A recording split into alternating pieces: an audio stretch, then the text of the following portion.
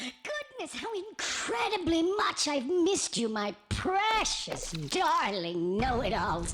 My clever boys and girls, my kitties and bunnies. I see from the tears in your eyes that you haven't forgotten about your bestest buddy, good old Freeman. And that you're ready to keep on solving riddles and searching for messages. But we don't have much time, so let's concentrate on what's important.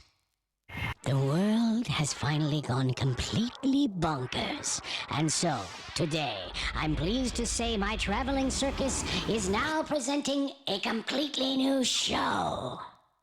How guys came up with our money!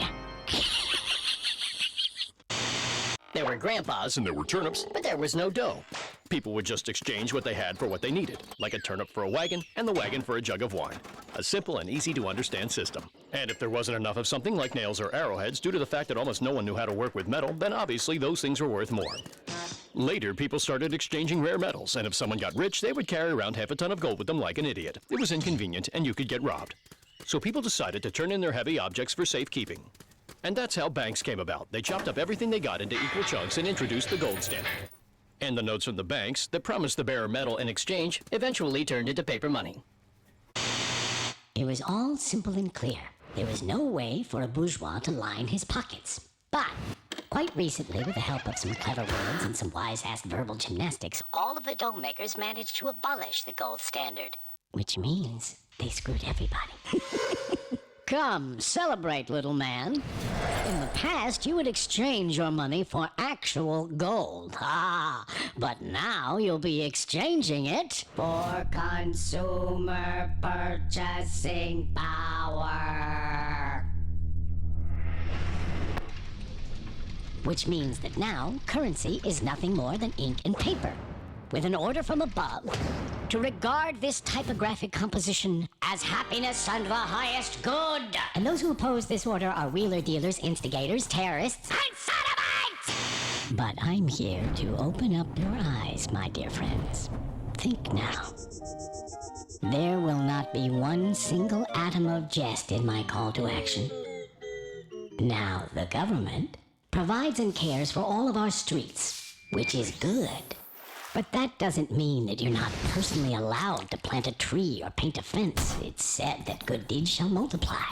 Also, the government prints all the good deeds, they shall multiply, whether it's electronic money, gift certificates, or bubblegum trading cards. Attention! Everyone has the right to issue their own money. And that, my friends, is the biggest of bourgeois secrets.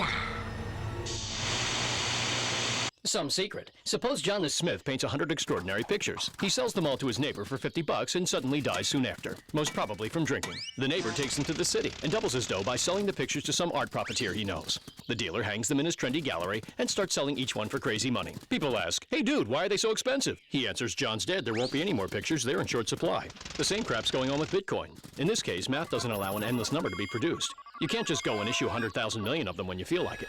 Because John died, and they cost exactly as much as people are willing to pay for them. Just like some antique china or a used pair of Stalin's underwear. So anything that there's not much of and is difficult or even impossible to duplicate can work as dough. And that means that almost everything around us is made out of money. It's completely nuts. There's also the good money of Mr. Silvio Gazelle. It works quite effectively, if you are wondering. Until people start getting shot for it.